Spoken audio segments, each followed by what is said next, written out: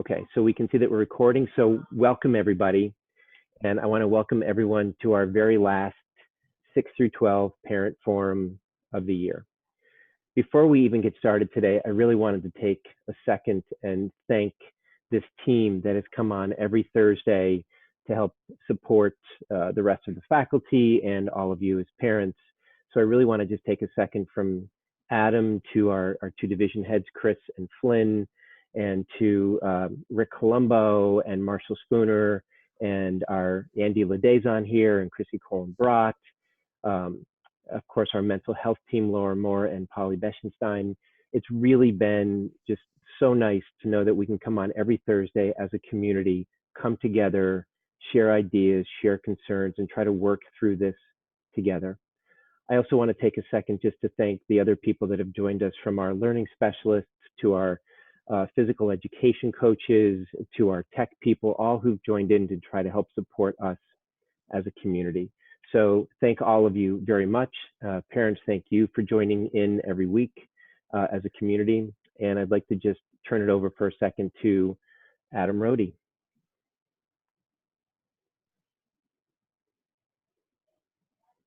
I echo all those thank yous and also say a big thank you to Dr. DeTesso. Jeff was the driving force behind this series of events, and I think they've been tremendous for the school and tremendous for all of us. I've learned a lot as a parent and enjoyed listening to all of you share both thoughts and concerns as we've been guiding our way through these crazy times. And also a quick thank you to all the parents. This remote learning is not easy, and we've worked hard as a school to try to make it as successful as possible, and it wouldn't have been as successful without the buy-in from all of you. And I know that meant sometimes dragging your kids out of bed or standing next to them while they were doing a virtual lesson, and that means a lot. So thank you. We are very much in the same place we were last time we spoke. We continue to work hard to try to do some planning for both the closing up of school through June 9th, as well as starting our planning for next school year. We continue to wait on information from the governor to help us with updated guidelines. One of the nice things is we have a current Country Day parent who is on the Connecticut CT Reopen, Governor's Committee to Reopen, and so we're getting a little inside information on that, as well as the executive director of the CAIS, which was that position that Doug Lyons used to hold. He sits on the commission as well as it relates directly to schools. So what we're hearing in sort of through the back channels are that we should be getting an updated set of guidelines from the state within the next 6 to 10 days. We'll work through those as soon as we get them. And then my promise to you is to communicate as often as we can and as clearly as we can. You can anticipate regular communications with us from us through the course of the summer, and you will hear from us before the school year ends with as much updated information as we have. I am optimistic that in September we'll be open in the school with kids running around on campus, and whether that's slightly fewer of them or in a socially distanced way or in a change in hygiene way, I still feel we're going to have kids on campus, and that's going to bring the magic back to Old Church Road and to Stanwich Road, and fingers crossed that that's going to be easier rather than harder to make happen. But that's where we're planning. That being said, we also plan to have a track for remote learning as well, as we anticipate there'll be some of you as parents who will be more conservative about sending your children back to school. And we want to be able to provide optionality and do as much as we can for each individual family in their current situation. So again, way more to come on that. And today was at least titled, we'll answer any questions anybody has throughout the course of this hour or so, but the idea here was to spend a little time talking about what the summer might look like for your kids, and then also how to prepare your kids for both the summer and then the reentry back into school in September. So I think I'm going to toss it to Laura Moore, who's going to start that conversation, and I'd encourage you to throw the questions as they come up into the chat box, and we'll get those answered as we go along. That sounds great. Thanks, Adam. Laura? So, we've been doing this town hall format And I think today, obviously, any questions anyone has about this transition to summer or other things will be great. But this one might be super important for everyone to share ideas that they have about how this summer, they might be making some pivots to make this a really great summer for our kids. So before we get into those things, I just wanted to take a minute to talk about sort of closing out the school year. So I think, for middle school, we're still going on. We've got classes. They had some great work with their math packets, which are always a challenge. I think they have a lot of fun with that, and some final projects. So there is sort of a little sense for some kids of this is still school. I'm still a little stressed out about this, and helping them get through that piece of it. And more importantly, when they're done, that celebration. This was a hard time for all of us. And I think one thing we've learned in these forums is that it's been different for all of our families. For middle school, for sure, we've got some families saying, oh gosh, it seems like there's not enough work. My child's done so quickly. What can I do? This is stressing me out. And for every conversation we have for that, there's another student who's feeling maybe stressed out about that. There's too much work. So there's been just stress. And I think that kids and adults alike we're kind of feeling like our tanks are empty. So I really would suggest that everyone celebrate how well our kids have done and how well you have done as parents and caretakers during this time, and whatever things you've done to celebrate in the past, please do that again. Make sure that you're taking the time to do that. In our house, my mom always had this tradition where we go out for ice cream and you could have as much ice cream as you wanted. She had some name for it that I won't tell you because it's embarrassing, but we do that every year with my kids, and this year might be a little different. I might have to go order the ice creams and bring them home because of social distancing, but we're going to do that piece of it to celebrate that. So I just offer that as a suggestion. And then, the idea of thinking about what this summer is going to look like, because yet again, it's going to be different. And I'm sure you've been talking with your kids as disappointing news have come in about day camps, sleepaway camps. And hopefully really validating those concerns and that kind of grief about what they were hoping for. And it really is that, and just the disappointment similar to what kids were dealing with end of the year things at school, like we're not going to have this that I've been hoping for and looking forward to, and listening and validating, and also listening to your own feelings around that. I think especially kids who go to sleepaway camp, they look forward to that all year long, and they have such wonderful friendships at those camps. And I think probably for parents, I know Adam, you can speak to this, it's also a lovely time that your kids are going to sleepaway camp, they're gonna have an amazing time, they're safe, Adam, yep, and outdoors and having the best time, and you get a little time. And now this summer's gonna be a little different. So recognizing that as parents, whether your kids are, sleepaway camp, day camp, whatever it is that you do to keep your kids happy, and progressing well in life, it's going to be a little different. So, I think it's going to be great today to share those ideas. Again, I think the middle school, Jeff and Polly and I talked about this a couple days ago. Middle school might look a little different than high school. I think sometimes in these forums, there's a lot of similarities, and that may or may not be true just because of the age difference and what they can do and expectations. But for middle school, my first thought is just fun. Let them connect again in the safe ways, follow the guidelines, and they might need some help figuring out how to do that. But it's so important that, as we make these adjustments and as the news updates us and the governor about what we can do to get our kids together, that we do that. And as adults, that we model that, how to do that safely, and that it's important to do. But I would hope that that's a big stress on all of us. Stressing that, not a stress, stressing that kind of fun and connection over the summer. And then also sort of having some goals and some purpose. So I'm gonna let Andrew speak about that in a minute, but I know there are some goals for athletics that some of the coaches have been talking about, and he can answer that question a little bit later if he is willing to do that. But he had some great ideas.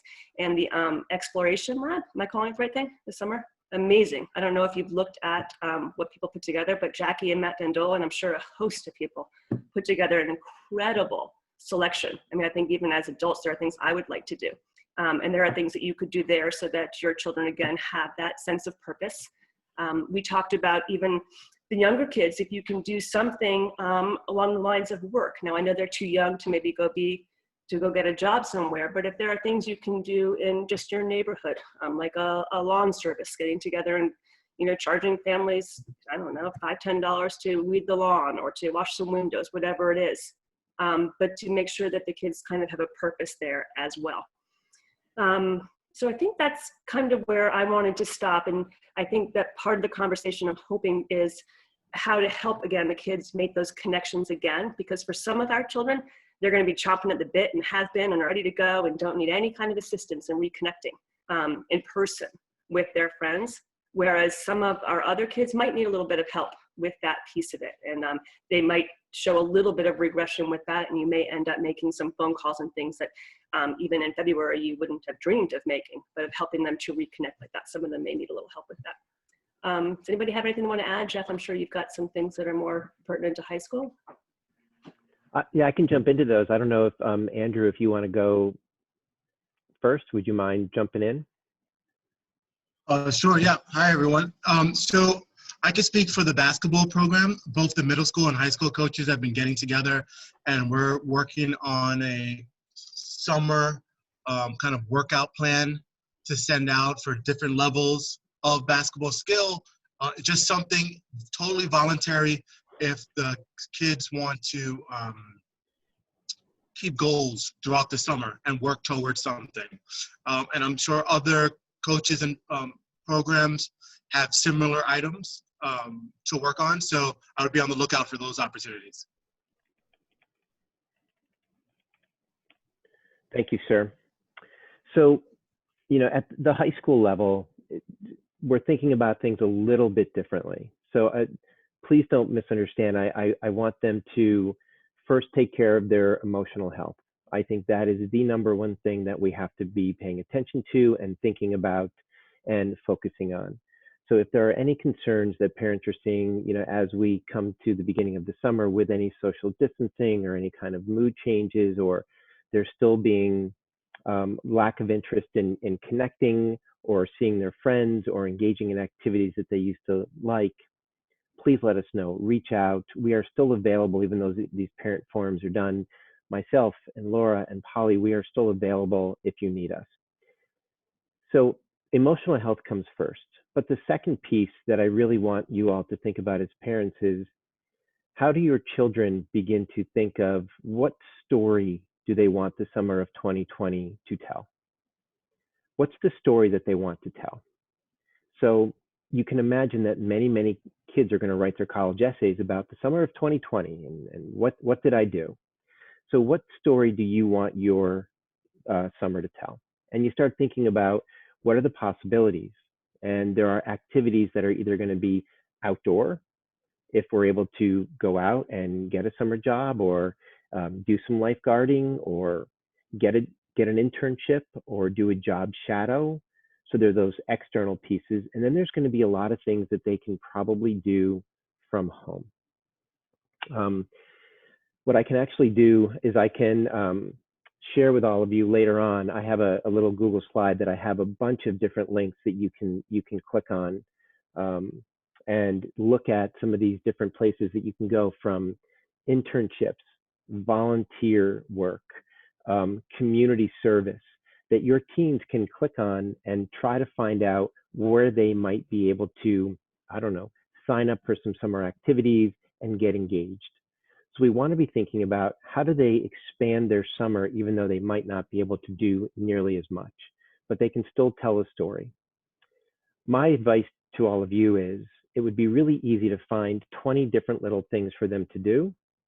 Let me rephrase that. It may not be easy to find 20 different things to do, but what I worry about is people pulling little pieces here and little pieces there. What I really would encourage them to do is to engage in more like delving in deep with something. So if they decide that this summer they're really going to focus on college, then they ought to spend their summer doing things like preparing for the SATs, you know, looking at the college, the Common Application, and looking at the essay questions, beginning to explore ideas on how do they develop that, right? So they can start spending time delving deep into college. If it's something different, if they're an artist, how do they delve deep into that? Do they go onto university websites and look for any kind of online webinars that are artistic courses? You know, if they're going to go into their major is going to be math, how do they log in and find those things? So I would try to delve in deep so that you can tell a story for your summer of 2020. So I'll stop there. And then I don't know if anyone else has any ideas to add on to that or wants to jump in. I just want to plug the Exploration Lab one more time. I've heard from some parents, middle school parents, saying, I'm expecting that as a result of distance learning, there may be some like academic gaps or things like this that need to be remediated. What can or should we be doing this summer? And my response has been pretty much across the board has been, we're prepared to meet kids where they are come fall. We're realistic about the fact that the academic experience was better than many that kids were enjoying around the world or across the country, but still not directly comparable to what they experience on a day-to-day basis in the real thing. And so rather than spend the summer, doing tutoring or trying to bone up on things, the Exploration Lab, which I just put a link to the course offerings, is meant to be fun and stimulating, but also transferable. There's lots of stuff that is available in the Exploration Lab that will transfer academically back to their school experience come fall. So if you haven't taken it, do. Thank you, Flynn.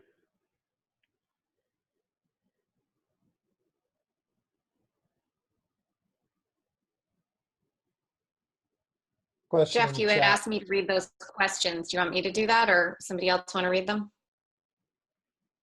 You can go ahead, Polly.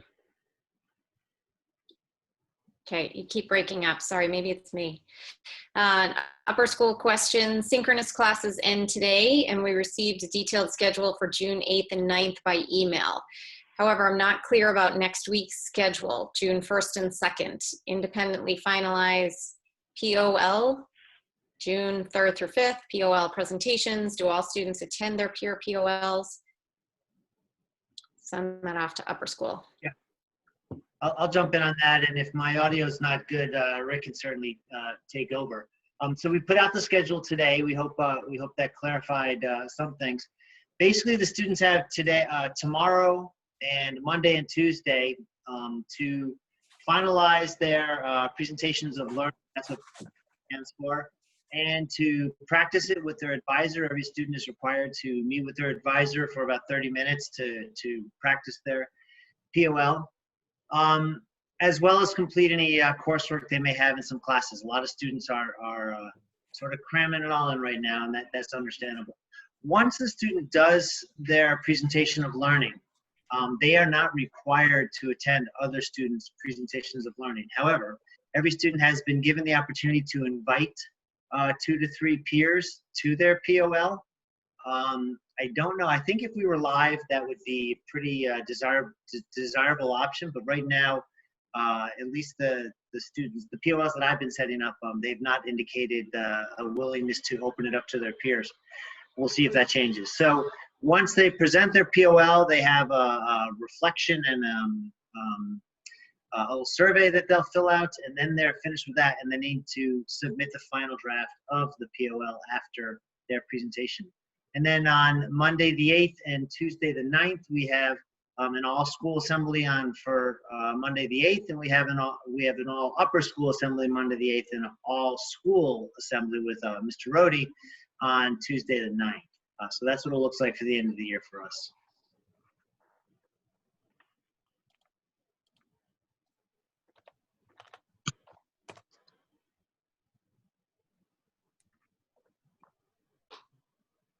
And similar middle school question, is next week's schedule the same as usual, or will something different be communicated by email? Nope. Next week's schedule is the same, and we're trying to rely on our schedule to do all the middle school culminating experiences, and so we've also staggered those to try to avoid situations that have kids really overwhelmed with work all like in one last week. And so we'll run through next week per usual, and kids will wrap up things during their regularly scheduled class times. And according to all the protocols that come with those class times. So they should be starting their day the same way and expecting to find the same information in the same places as they have since we started. The week after next, there aren't academic classes, although the Monday, as I said in the missives, not this coming Monday, but the following, all classes will meet, but for a very short period of time, just to sort of wrap up and say goodbye and have some closure. And along scheduling, it's asking, is the back to school date set as yet, or is that still in flux along with next year's calendar and vacation dates? Adam, that might be for you. Yeah, sure. So nothing is set in stone yet. That being said, I think we're going to probably, well, let me back up. We had toyed with the concept of coming back in earlier in August. That's looking less and less like a possibility as we're starting to get some intel that the governor is going to move to phase 4 on September 1st, which is going to be the school's opening date. So if I was a betting man, I'd bet against the August opening so that the start of school would remain the same. Could we mess with the calendar once school starts? Possibly.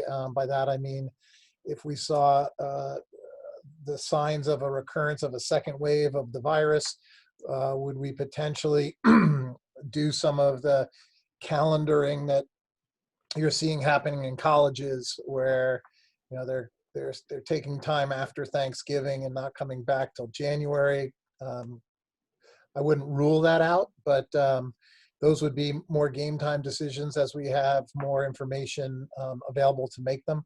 But my promise to you is, as soon as we get information, we're going to communicate it with you. I understand people want to plan. And if I were a betting man, I would say we're probably looking at the same start of school we put out on our key dates calendar that went out to you in January.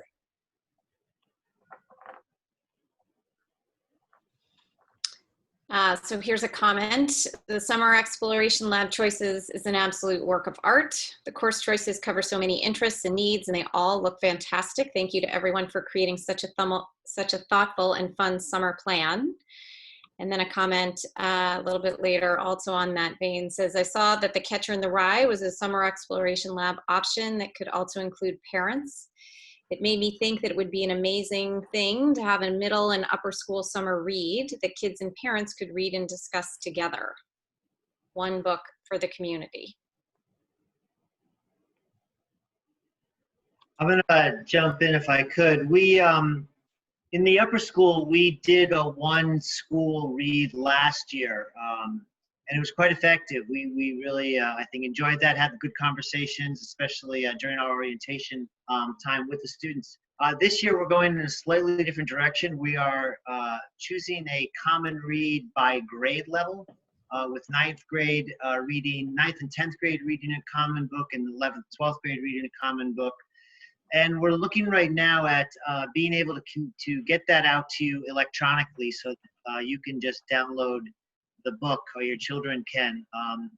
We played with ordering the physical books and thought that was just too much effort, not effort, but too much of an ordeal to kind of get that into everyone's hands and make everyone feel safe. So we'll be communicating that. There'll be a couple of books that kids will be reading over the summer with related assignments, and I think they'll appreciate the choices. Yeah, and on the middle school end, we also did a common read last year, and I think it was the right book and the right time, the right thing to do. One of the things that we're prioritizing in our English, language arts, humanities curriculum for next year is trying to find increased opportunity for voice and choice. And so our planning for summer work this summer is sort of a step in that direction. Kids are going to be reading a short story, collections of poetry, and a novel. So one of each of those types of things. And from a list of suggested works that they're able to choose from.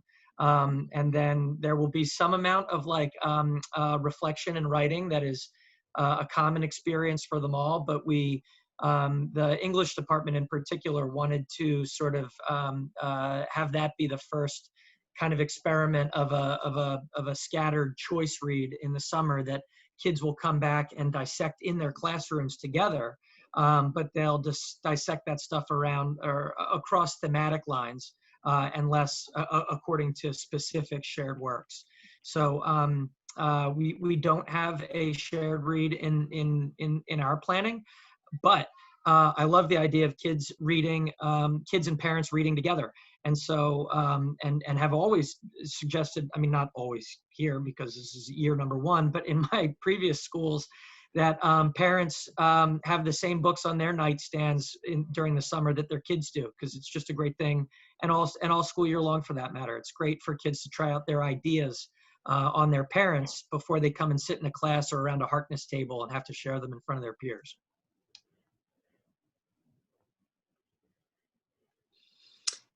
So one other question is from a middle school parent. So maybe Flynn or Marshall, this goes back to you. How does the 9th of June schedule look like? What does that day schedule look like? Or does school finish on the 8th? So I guess just some clarification there. Yep. So the 8th and 9th are the 8th is going to be about a half day. I think we should be done by 11 or so with academics. And again, it's just a straight all the way through. Kids will go class to class to class for 15 minutes and say goodbye to each other and to their teachers before leaving for the summer. And then at the end of that, we also have we're going to have a middle school assembly, and that's for students only. And on the 9th, we will have the all-school assembly that Adam is running, and I expect there will be more information available about that soon. That's at 9 o'clock. And later in the day, we'll have an 8th grade moving up ceremony. That's for 8th grade students and 8th grade parents only. So 6th and 7th graders will be done following the all-school assembly on the morning of the 9th. 8th graders will have a moving up ceremony later that day. We haven't yet decided if it will be during the day or in the evening.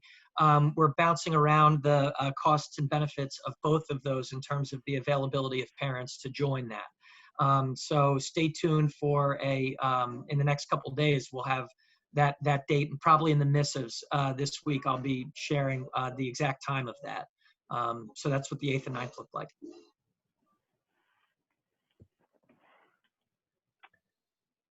I received a longer chat message here, so I'm going to read this to you. It says, GCDS's virtual learning program has been wonderful. It offered some much needed structure to the kids' learning, kept them connected with friends, not to mention has been a blessing for working parents. Thank you, all in caps. My friends who have kids at public schools have not had similar positive experiences. However, as a working parent, I am looking towards summer with a high level of anxiety. Beyond the big picture idea of what story do you want to tell, do you have ideas for establishing daily routines, structures for students who aren't in their typical summer programs? GCDS's great virtual learning program has offered some wonderful structure to the kids and has been a blessing for working parents. So I don't know if Laura, if you want to jump into that or. Yeah, I mean, I think the routine, and we keep saying that the routine is going to be important too, but obviously it's summer and you want it to be a little different. I'm assuming a little bit more relaxed. I think one of the big ones for a lot of us is going to be, screen time. So whether that's video games or TikTok or Instagram, and how much time our kids are spending on that. And again, I think that's going to be different in every family. It's sometimes going to be weather dependent. So washout of a day, maybe that's not the day, to choose to really, really limit that, as it will be, not much else is available. And again, I'm not sure, none of us are sure what the social distancing will be like throughout the summer. And I think sometimes what can be easier in the summer is to, I'm thinking especially of the video games, designate the times when they cannot use that, instead of trying to monitor the whatever you choose, the 2 hours, 3 hours, whatever it is, half hour, none, whatever your family chooses, so that it might be that you do not touch your Xbox until 5 o'clock at night, 7 o'clock at night, until we've all had dinner. Maybe it's 3 o'clock in the afternoon for your family, but I have found that is sometimes more effective for families than choosing the number of hours or minutes, and that gets very difficult to monitor and can cause a lot of headbutting going on. But I would be aware, and again, I think it tends to be more of the girls with TikTok these days. Lots of time being spent on TikTok, and just something to be aware of, and a lot of, and again, it's not just the girls, but tends to often be just sort of this idea that perhaps if they spend enough time and put enough videos, they too will become TikTok famous. And it does feel a little addicting, I think, to some of them. I believe Jeff is laughing. And it does. So that's something I would just keep an eye on for the summer. Well, it is addicting, and we know it's addicting because the people who've created all of these social media sites have said that it's addictive. You know, they hired people like me and Laura and Polly to help develop the sites so that they would make them addictive. Just keep that in mind. You know, the staying organized over the summer and having a schedule also depends on what you're doing. So if you're going to go away for 3 or 4 weeks and the plan is there's nothing going on, then that is the plan. But if you're going to be at home and you're not traveling, then you do have to find activities to get engaged in. So what I'm going to do for 1 second is I'm going to share my screen, and I'm just going to walk you through. So stand by here for 1 second. I'm going to share my screen, and I'm just going to show you some ideas. Let's see. All right, so I hope that you all can see that. So there are activities that are going to be active. So if you can get out of the house, there might be these types of activities. Again, I can share this with everybody. If you just shoot me an email, I'll share it with you. There are different, you know, from summer camp jobs to community service to volunteer opportunities to internships, all of them. And then you've got physical exercise that's going to be super important. All of you know how nerdy I am about mindfulness and meditation. So of course, engaging in those types of things. And then we have some self-defense stuff, and I can see Flynn is smiling, and I know he wants to add a piece in here. So any kind of bite my tongue. No, don't bite your tongue. Let's hear it. I was just going to put in a plug for our mindfulness master and the gentle giant, Dr. DeTesso. I don't know if you've ever taken one of his Krav classes, but you'll never have so much fun being punched in the face by a psychologist. And I would do it with the most sincere love possible as I did it. So I think anything like this that you can get engaged in. In fact, you know, some of the Krav classes are even being offered online. And so we have people logging in and we're doing online live classes. Of course, you don't get to hit anything, which is kind of a bummer, but it's still great exercise. And then you get into what are these non-active? What happens if you're not able to get out of the house? And so you start looking at college ideas from SAT to ACT, updating the resume, researching colleges. This is a great time to go onto college websites and take virtual tours. Start looking at what they offer. Start looking at those Common App questions, which I mentioned, right? We can take online classes or webinars. And so, you know, if you click on something like this and it brings you to this website, you can see that it offers all of these pieces that you're able to, all these classes that you can take. And it's all from home. And these places are connected with universities. So things like this will just offer your students an opportunity to get engaged academically. Again, building the resume, you know, picking different hobbies, expanding hobbies, exploring new ones, developing new clubs. Like right now, we've got the Psychology Club and the Kindness Club, but what about a social media club that talks about the pros and cons of social media? What if we had somebody that started to develop that over the summer and brought that to the school? What about volunteer work? So these websites here are all websites that you can log into. Oh, did I freeze on all of you? Oh no. If I could jump in on the college, Okay. I think what Jeff was presenting made perfect sense to us adults. I think you will find most high school kids will have very little motivation to do any of that during the summer. And that's just the reality of being 14 to 18 years old, and they've already come off enough remote learning to last a lifetime. So I think it's wonderful to think about the summer and think about things you can do, but I wouldn't add to the pressure and stress if your kid's not showing in any kind of indication that they want to do that sort of thing. It would be great if they did, especially if you are a rising junior or certainly rising seniors and working on your college essay. But realistically, a lot of kids are going to feel very unmotivated for that sort of activity. They're going to be thinking about the things they wish they were doing. Look, my timing could not have been worse. I'm so sorry about that. But listening to what Chris said, Chris's point is really important. You may have some very unmotivated kids this summer. These ideas that I can share with you, and again, I can share this, these are just things that if they're bored and they don't know what to do, and these are different opportunities or avenues or streets that they can jump into to begin to explore. So if we really have social distancing and we're stuck at home, these are just ideas. Ideally, we want them to have good mental health, and then we want them to have good mental health, and then we want them to have good mental health. So to me, that's really where we start. That's the most important. Cramming college essays in on top of a kid who's not emotionally healthy doesn't make sense. So Chris, I hear you 100%. If they want more information, I can share those slides with all of you.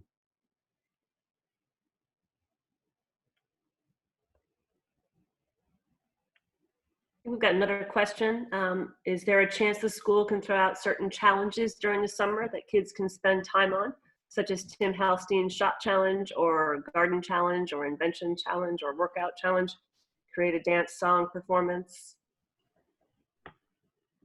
Does anybody have anything they want to? First of all, I'll get back to Tim Halstein and do another couple of activities. He's got a whole career in being the WWE announcer of a dramatic sports moment. And I also want to put a plug in. I think Flynn's plug for the summer exploration lab is spot on, and I think those are going to be some really great opportunities. But one of the things we stumbled upon, and it stemmed from an article that Adam wrote with Lauren Waller's father, who's actually the president of a college, launched what we call a passion project. And I will say that in my in this whole year, there was not as much enthusiasm for anything we did as there was for this. A lot of kids did not fully complete them because I think they just didn't have enough time, but they really were excited by it. And so maybe the school can throw that out as a challenge to the kids. I'm speaking at the upper school level now. If they put in a couple hours a week on a new passion project or an extension of the passion project they were doing, we'll bump them up a little credit or something. We'll do something to give them an enticement. But that's an opportunity, and I think it's one that gets them away from a computer for the most part. And it would be a nice thing if they structured that. Got another question. Are there any hints you can give us on how to broach taking a class with the kids? How to put these things in front of them in a tactful way? I seem to get shut down every time I try, and I know that my kids are going to have a lot of free time. That's a great question. I can just tell you how I did it in my house, because yes, I thought about this exact same thing, Elaine. Correct me if I'm wrong, but I think it's really low stakes, right? There's not a grade. Tell me if I'm right. Yep. And no grades. And even though all of the classes are remote, or all the modules are remote modules and happen online, that most of them, I would say, are designed to involve some amount of activity or engagement between sessions too, so beyond the screen. So it's not by signing up for a module, you're signing up to just sit in front of the screen for 2 hours.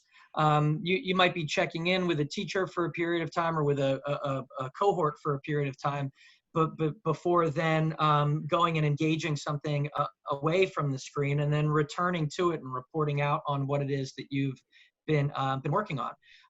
And so if there are parents or if there are students who are reluctant to express a greater interest in the exploration lab because they think it's just going to be staring at the screen for 2 hours.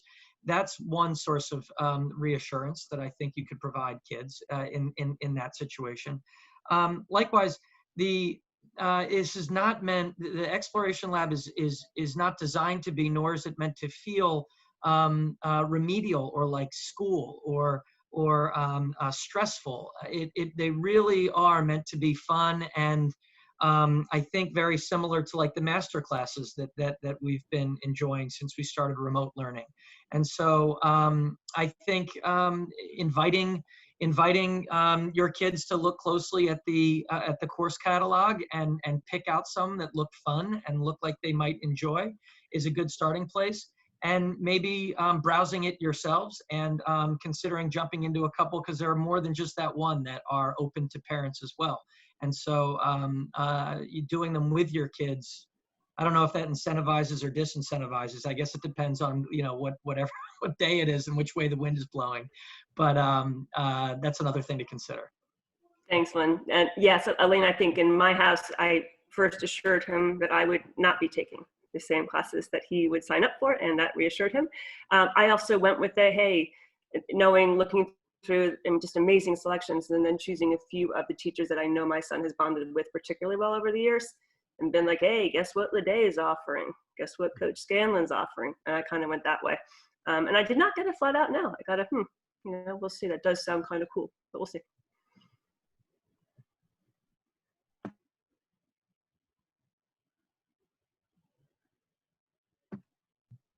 So if I may, I see a few comments in the chat about what are the passion projects. I will send out a description of our project to all the parents, at least in the upper school. And I think this is a place where we can partner a little bit, because sometimes as a parent, your children are less inclined to listen or do what you want them to do than their teachers, advisors at school. So I will ask our faculty that when they meet with kids, we're going to have one of the 8th and 9th. We do have all the kids cycling through classes as well as with their advisor, and that's really a goodbye kind of closure thing. But help the kids think about what they want to do in the summer so that we can nudge a little bit. Sometimes as peripheral professionals in their lives, as opposed to their parents, we have a little more nudgeability, I would say.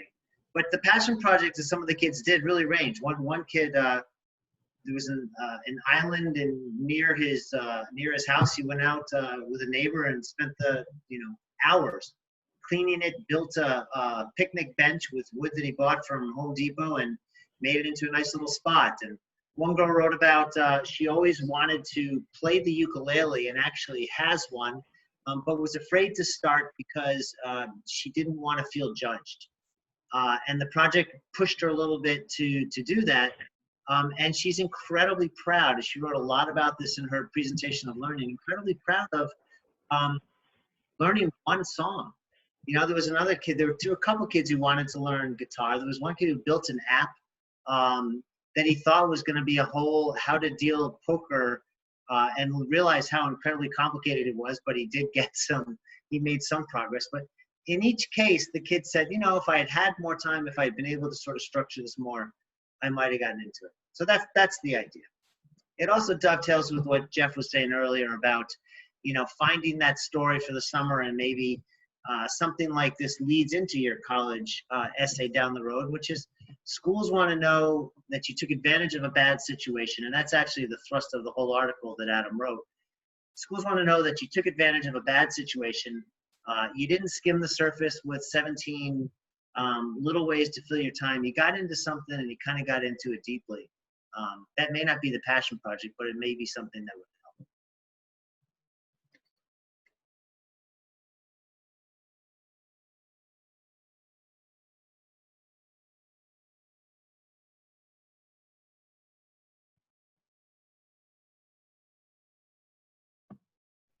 Just looking, there can be on-campus experience. Likely not. During when we were designing the exploration lab, we did keep getting pulled back in the direction of how can we design with enough agility that if we're allowed to go from remote to live and in person, that we can. And the number of obstacles that have to do with our facilities needs and demands and requirements, and also then when you have the number of families that will have registered for courses but will be out of town to take those modules, how do we plan for one thing but then execute on another?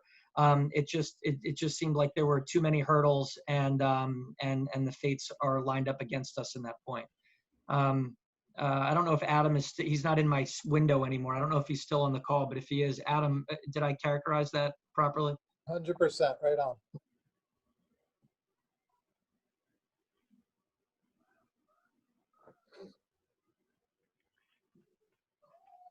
So that looks like it for questions. And so if that is it, I'd like to take this opportunity to thank everybody again, and to wish everybody a very happy and healthy, both physically and mentally, summer. So for all of you, have a great summer, great end of the year, and I don't know, stay healthy. Thanks, Bye, everybody.